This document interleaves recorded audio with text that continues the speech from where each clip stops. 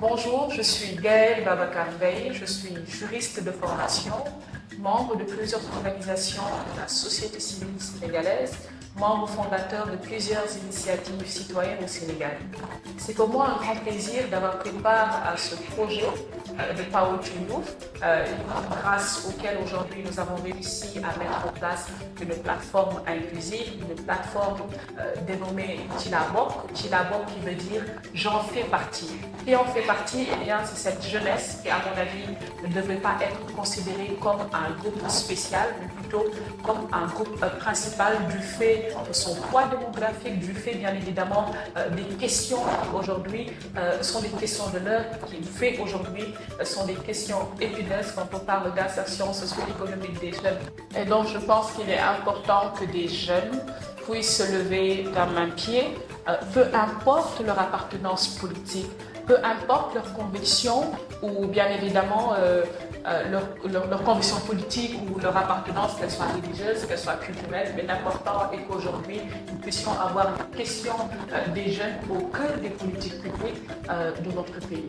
Aujourd'hui, cette plateforme réunit de jeunes parlementaires, réunis de jeunes conseillers municipaux, de jeunes élus locaux et bien évidemment de jeunes appartenant à des organisations de la société civile comme moi, je suis activiste, mais cette plateforme nous a aussi permis, il faut le dire, de nous réunir et de pouvoir mettre en commun aujourd'hui nos forces, de pouvoir mettre en commun notre énergie et de pouvoir mettre en commun bien évidemment nos convergences. Il faut le dire, le problème des jeunes, ce n'est pas seulement l'accès à l'emploi, c'est aussi l'accès aux instances de prise de décision, c'est aussi l'accès aux services sociaux de base, c'est aussi l'accès bien évidemment à l'éducation, c'est l'accès à la santé, c'est l'accès aujourd'hui à un emploi, à un salaire qui puisse être à la hauteur des attentes de cette couche de la population, qui aujourd'hui, à mon avis, est le moteur de la croissance d'un pays. Aujourd'hui au Sénégal, on est à plus de 75% de jeunes qui sont âgés, bien évidemment, d'entre 15 et 35 ans. Et à mon avis, cette couche de la population, au lieu d'être considérée comme une menace ou un obstacle, doit être aujourd'hui une force, doit être aujourd'hui un levier sur lequel tout pays devrait s'appuyer pour atteindre ses objectifs stratégiques en termes de développement social.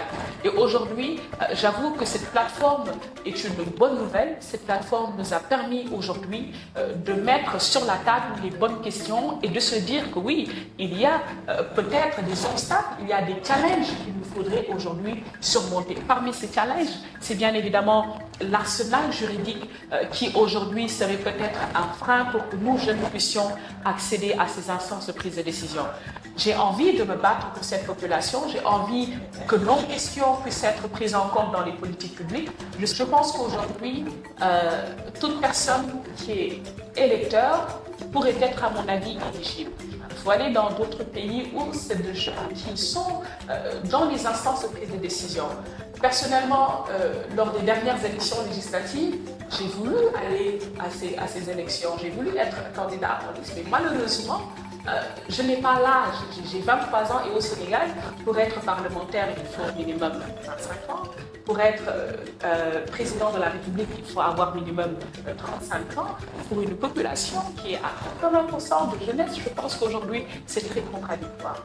Il faut le dire parce qu'aujourd'hui, il y a beaucoup de limites auxquelles nous sommes confrontés en tant que jeunes. Il y a beaucoup de défis auxquels aujourd'hui, je pense que nous devons surmonter pour atteindre nos objectifs. Il faut le dire, c'est arrivé à plusieurs jeunes qui aujourd'hui ont voulu briller, ont voulu aller à la conquête peut-être de ces instances de prise de décision, mais malheureusement, la défaillance peut-être de cet arsenal juridique en termes de prise en compte des besoins spécifiques des jeunes est malheureusement défaillant. Et c'est pourquoi aujourd'hui, il y a un problème qui se pose. Et je pense qu'aujourd'hui, grâce à cette plateforme, nous pourrons atteindre nos objectifs. Et même au-delà de la PLJ, parce qu'il s'agit aussi des questions liées peut-être à la santé de la reproduction, l'éducation, à la protection des besoins des femmes et des filles. Je pense qu'aujourd'hui, c'est des problèmes auxquels nous devons nous pencher en tant que femmes, mais aussi en tant que jeunes. Cette plateforme nous permettra bien évidemment d'accompagner ces jeunes qui sont déjà dans les instances de prise de décision, parce qu'il faut le dire, les jeunes qui sont membres de la plateforme et qui sont membres de l'Assemblée nationale, qui sont parlementaires, arrivés à l'hémicycle, ils portent les messages de la plateforme. Ils portent les messages que nous diffusons sur nos plateformes. Ils portent les messages de la plateforme Chilabok pour dire que oui, si on est électeur, on doit être éligible. Pour dire que oui, il faudrait rabaisser l'âge d'accès à l'Assemblée nationale, il faudrait rabaisser l'âge d'accès, bien évidemment, aux collectivités territoriales.